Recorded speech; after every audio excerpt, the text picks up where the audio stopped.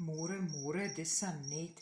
Ek wil net vir julle wys, ek het toe 'n halwe koppietjie Renadella sappies gevat, net dat julle sien, dit is hierdie spesifieke enetjie wat ek gebruik.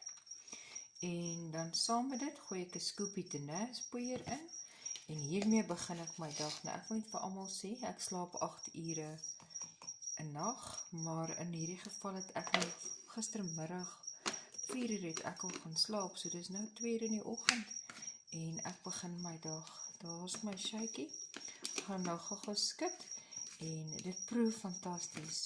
Ek wil net vir jou sê, onthou, jy kan die eerste 4 ure van jou dag kan jy jou tenas aanmaak met 'n vrugtesappie. Maak tog seker daar's nie baie suiker in nie. Kyk, as ek hom om 'n idee te gee. En dan kan jy kyk, ek kry net gou glasie.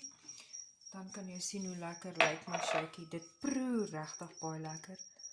Net om jou 'n idee te gee.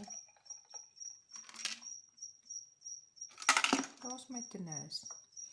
Nou ja, op hierdie pragtige nuwe dag, mag die Here jou ryklik seën en lekker maar word met tenas. Totsiens!